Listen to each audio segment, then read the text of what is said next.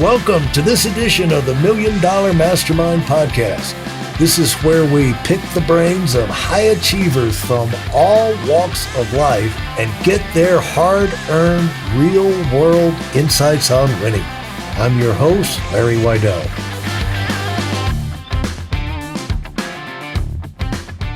I'm here talking with Millie Tadewaldt. Hello, Millie. Hey, Larry. How's it going? Where in the world are you today? I am in beautiful Santa Barbara, California. Lucky to be here. Yeah. My brother lives about an hour north of there. And actually, I hope to be driving through there in the next month or so. Beautiful part of the country. How long have you been there? We moved here almost 2 years ago. We were in Chicago before that and have lived in San Francisco and Boston and just been enjoying seeing all the great places in America. Of course, you're not going to be able to enjoy all the great weather in Santa Barbara that you have in Chicago, but that's right. Maybe you can put up with it. Yeah, well, teaches you to appreciate even the foggy days here when everyone freaks out and wears their down coats unnecessarily in my view. Yeah, and so talk about why are you in Santa Barbara? What brought you to Santa Barbara? We looked at all kinds of places all over, and we decided that it was an ideal place to live. Great weather, close to major cities. My mom lives here. It seemed like a great place to raise our little kids. And my company, Brilliant, has been all remote since I founded it in 2015. So really? we could really live anywhere. Yeah. Plus, you're close to Harry and Meghan. So that's right. You've got dinner guests for Friday night, so working on getting them over here. Yeah. Well, let's talk about Brilliant. How did you get that idea for Brilliant? What is it and how big is this thing gotten? Yeah, for sure. So in my varied career previous to starting Brilliant, I had a few opportunities to buy swag, branded merch in those roles. So company t-shirts, pens, gifts. And what struck me when I bought that stuff was how bad that experience was. I was in my mid-20s in my first role where I bought some company t-shirts, and I was an expert e-commerce shopper, as many mid-20s women were then and probably still are today. And the way you had to buy company t-shirts at my company was you had to call up this guy, and he would make an appointment and he'd come out to the office with a rolling suitcase of samples. And there was a lot of paperwork and forms, and he wouldn't let me keep the samples to try them on. And I just had to trust that it was going to work out okay. And it felt really bad. So that was one bad experience. And then a few years later, I had a really good experience giving a couple gifts at work. And what I found was giving the right gift to someone in the right moment really transformed that relationship. So those two experiences stuck with me when I found myself kind of ready to start a company. And that was the inspiration. We'll talk about how big a business merchandise is and gifting per se, It's huge. It is actually sort of hard to measure because so much of retail is gifting, and yet you can't really segment that out. In the US, they talk about the promotional products industry, which is literally kind of swag, tchotchkes, that type of stuff, being about a $25 to $30 billion industry. That's in the US alone. So that's a pretty big industry. But then when you sort of take a step back, you can look at the industry globally. You can look at, all merchandise, materials, marketing, all those different categories, in addition to retail when it is purchased in a business context. And that ends up being an even bigger market. Kind of hard to estimate. Our company, financial company, we're getting ready to have a convention this summer, and there will be awards by the tractor trailer load. There'll be about 60,000 people there. And it seems like the whole thing is passing out awards and recognition. But how do you go in that business and build something significant other than, you're going to open up a local trophy and embroidery and t-shirt shop on the downtown or something? How do you go into it like you did? Well, Larry, I didn't mean to stumble into the swag industry. What I set out to create when I started Brilliant in 2015 was your corporate gifting assistant in a way. So the idea was our customers would come along and they would say what kind of gift they wanted to give, in what context. I want to give a gift to my client, and he's about 45 years old and he's into, I don't know if this is cliche, golf and barbecue. And also he loves playing the ukulele, and he lives in Seattle, and I want to spend about $100. And the idea was that the platform would recommend 3 gift ideas. You would be like, yay, I love these, and I'm picking this one. And that would make that gift giving experience really simple, yet feel personal. So that was the concept I started with. How do you make money doing that? I mean, how much, profit can you make on a $100 gift where you 3 options and then you have to deliver, you have to order it and have someone deliver it? Well, I guess they drop ship it or something like that. Yeah, the thought in 2015 was you could drop ship it, or Yeah. you could come up with a matrix of all the possible options, and you could eventually develop stock of the most popular ones, and then you could control things like packaging and the card. But yeah, great question. I wasn't sure. I was playing around in the space, and Yeah. so I went out and found some people in my network and asked them to try this thing I had built that did that. And it really didn't do much. You would fill out that form. I made the form really pretty. And then it would say, stand by, you'll get some recommendations in 1 hour. And so I would get the email and I would go scrambling at my desk, trying to come up with 3 gift options for people within an hour, because that was the time frame we'd given. And I did that a few times and it seemed like it was working. But yeah, your question was always there, looming large in my mind. But what happened on about gift number 4 was people started asking to put their logos on the gift. What I realized then was, well, this would really solve the inventory problem, because no one would expect me to be stocking their logos on the gift. And oh, look, it looks like whenever you order logos on things, you have to buy like 200 of them.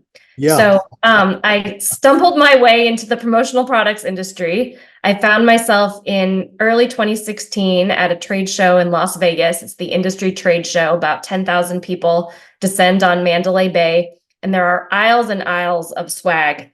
And a lot of it is really bad or poorly merchandised, or sort of like presented in a way that is uninspiring. And tell me what bad, let's elaborate on bad. Yeah, bad. So many flavors of bad in this space, right? You're giving someone something that they didn't ask for, and it has you have an ulterior motive, right? You're trying to get them to do something for your business. You're trying to make money in some kind of way because you're at work here. You're not just doing this for the love. So you're giving them something that they didn't ask for. And if they don't actually love that thing, what are the odds they're going to keep it? So to me, bad is a piece of junk that goes straight in the trash, plastic garbage, a bad pen, a tchotchke, a scratchy t-shirt that doesn't fit right, a sweatshirt with your logo printed on it poorly. Basically anything. We say we'd rather sell you no swag than sell you bad swag. But what we're really aiming to do is give people their new favorite thing. So maybe you didn't realize you needed a new water bottle, but this company gave you a water bottle and all of a sudden it is your favorite water bottle. And now you have an upgraded opinion of their brand. You have positive emotions. Whatever they're trying to get you to do, you're some percent more likely to do it. And you're going to be looking at their logo for the next X days while you enjoy that water bottle and have good thoughts about them. The alternative is I gave you some weird stuffed animal with my logo on it, and you don't want a stuffed animal, and maybe you give it to your kids, or maybe you chuck it in the thrift store bin. We call that bad brand karma. That doesn't do anything good for anybody, and it's bad for the planet too.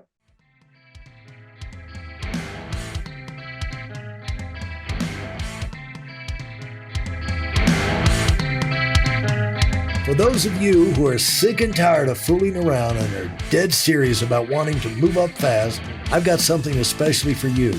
I've combined the best insights from over 40 years in business and making $70 million in income and compressed them into a free webinar. That's right, it's a free resource. If you want to find out exactly what the concepts are that I use in coaching $1 million earners, register now at weidelonwinning.com. You'll discover the 5-part framework used by so many to reach their financial, personal, and professional goals. You can find that link in this episode's show notes.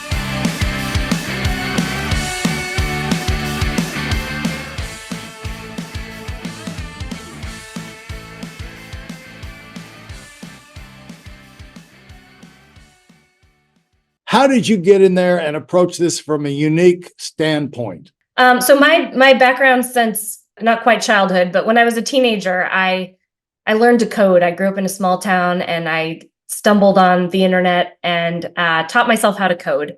So I was a self-taught software engineer from the age of 13. You were a young female nerd. I know. I still am a young female nerd, right? Good Lord. 13 years old, small town, That's and right. she's teaching herself code. Racked up some weird dial-up bills, all kinds of hijinks, nerdy hijinks. So I always had this lens of what can technology do to make everyday things better?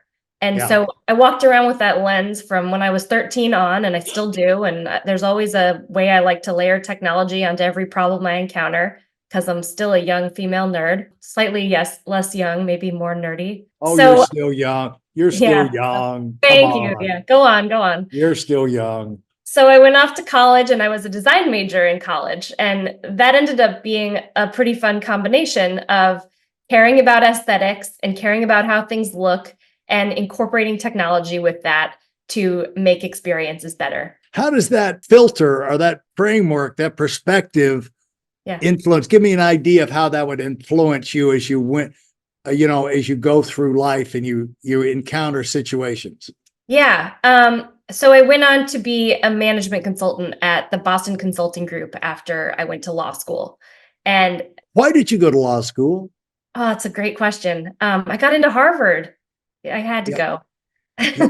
You got into Harvard and you had to go to law school. Yeah, it seemed like it would be a good adventure, and it was. Was Alan Dershowitz one of your professors? He was. He actually took us on a trip to Israel. Really? Yeah. You're such an educated young lady. Good Lord. Yeah, sort of. Yeah. Yeah. And but you did, unlike most people from Harvard that I know, you actually are doing something with it. So my friends are all pretty accomplished too. It's been the network there has been incredible. I kid the Harvard students, the Harvard graduates. We appreciate anyway, talk about this gave you a platform. Let's just talk about that coming through that. What in the world were you doing at Harvard from this small town, little coding 13-year-old winds up at Harvard? Yeah. You just wanted more challenge, I guess. What? I mean, I had never thought I would go to grad school. I went to college and graduated quickly and started a freelance web application development firm. I couldn't find a job that paid very well, but I had a few freelance clients and I turned that into a business and I started building web applications for them. And that was a pretty good living. It also gave me some free time. And one day in my free time, I stumbled upon a page on the internet, still a nerd, that was a practice LSAT test. So I took it and I plugged it into this page that said, with this GPA and this LSAT test, here's what school you could go to. And it said Harvard. So I thought that sounded like a good idea. So I took 24 full-length practice LSAT tests to ensure that I would get a very good score. And I got a near perfect score. And perfect score. Now, did you have, in addition to being this young wonder kid, did you have wealthy parents who would not gag at the idea of you going to Harvard, or did you get a scholarship? I paid my way and got a scholarship. What? My parents have given me lots of wealth in other ways, but certainly not paying for my grad school tuition. So you paid your way through with your. I saved up from my business after college, and also got a lot of loans. I think I graduated with about $180,000 in student loans. There's a secret right there. Yeah, there you go. I don't know. You got to do the math on that. Well, that's some motivation, isn't it? Is it motivation or is it depressing? What does it do, that mentality? It never really bothered me. The interest rate was about 3%, and it would stay 3% for the entire duration of the loan. And at the time I paid it off, it probably wasn't the objectively rational choice to pay it off, because a 3% interest rate loan is a pretty good deal. Yeah. But it felt shockingly good to have that just go away one day. So I don't know. There's always some emotion wrapped up in the sort of economically rational actor mindset that we try to hold in our brains as business people. Well, I mean, just the release of the pressure and Yeah. while you're just such a young girl too, to have that paid off. It's just incredible. Yeah, I think I was in my late 20s when I paid it off. So Wow. that was exciting. Yeah. And so did you pay that off from what business paid that off, would you say? Well, so after law school, I went to BCG, and one of the things that lured me to law school initially was you would look at sort of what's the average first year lawyer salary, and looked pretty good. So I figured that would be the worst case scenario, and if I had to do that, that would be an upgrade. And if I thought of something better, that would be cool too. It's sort of a risk, a calculated risk in going to law school. I wasn't sure I wanted to be a lawyer. And when I got there, I learned about management consulting. And I realized I didn't want to be a lawyer. And management consulting seemed like it would be a really good way to kind of transform my law degree into an MBA and go get involved in the business world and be treated like somebody who'd gotten an MBA. Yet I also had I think the legal education that I got at Harvard and that you get at any top law school is incredible. Like, I would highly recommend it. The blend of kind of logic and history and policy and politics, that whole combination is just like an incredible education. And I also cross-registered at Harvard Business School and MIT Sloan when I was there. So I got to see a lot of that business education too. But I would just highly recommend it if you're a nerd and you want to go learn a bunch of cool stuff in one place. Law school is a great place for that. What about the business world had an appeal to you? Well, I guess I'll start with what didn't appeal to me about being a lawyer, because the flip side is what was appealing in the business world. So being a lawyer, it felt like you'd always be someone's agent. So you'd be making recommendations and you'd be helping guide them, but at the end of the day, it wouldn't be your choice and it wouldn't be your bet. And for me, I realized I liked some risk, and I liked making bets, and I liked winning. To go back to your point earlier that this is about winning. I like winning. I'm competitive by nature. I can't suppress that aspect of my personality. It's a sickness in some ways, but I like winning. And it feels like when you're someone's agent, it's not really your win. So I started to understand that it would take a long time if I took a path as a lawyer to move from agent to principal. Yeah. And I knew I wanted to be principal sooner than that. So I didn't think I'd be principal at Boston Consulting Group, because of course you're definitely an ultimate agent as a management consultant.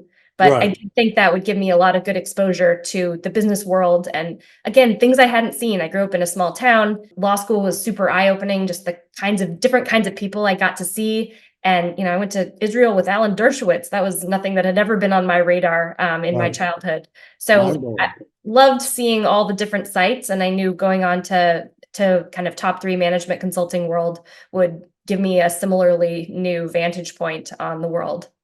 Yeah, your independent streak kind of doomed you from the beginning that you weren't going to last long in the management consultant world, that you were not going to put up with dumbbells, not paying attention to your advice for long. Well, the whole premise of it is a little tough, especially in your first couple years. I rolled into BCG. My first day of work was September 15th, 2008. I don't know if you remember what happened on that day, but that was the day Lehman Brothers went under. And all the case interviews in the world didn't prepare me for how my job was going to change. So instead of doing cool competitive pricing exercises and exploring new markets for my clients, I was doing a lot of what they call delayering. Have you heard of that? Yeah. Means layoffs and firing people and figuring out how to cut costs, because that was the beginning of the sort of public beginning of our most recent recession. Getting in there, it ended up being a pretty different experience than what I'd been expecting. But again, got to see a ton of stuff, traveled all over to the clients of the world's largest milk solids producer and interviewed them about what's the experience like working with your sales rep from this milk solids company. And another project that was incredible was I got to work for Chicago Public Schools, trying to identify the kids most likely to be involved in a violent incident in public high school. And from there, trying to figure out an intervention plan to prevent that, which was a morbid task on a lot of levels, but also pretty inspiring, because when you think about it, you talk about like a 10% improvement in the business world. It's like, Yeah. whoop-de-doo, I saved you 10% on your logistics costs. But a 10% improvement in kids getting shot in high school is like, hey, we stopped 20 kids from getting shot. So 10% Right. actually becomes really meaningful. So a whole array of different things I got to see in that role, and that was incredible. Thank you for listening to part 1 of this episode of the Million Dollar Mastermind podcast. Commit to your personal and professional evolution with our free training video. It's designed not just as an educational session, but as a transformative journey for those bold enough to aim for the stars. This isn't just any webinar. It's a roadmap to achieving the extraordinary. It's tailored for those who dare to dream big, and yes, it is completely free. Join us in a network of ambitious professionals ready to take their careers to new heights. Secure your spot now at weidelonwinning.com, and let's unlock your potential together. Thanks for being part of this community.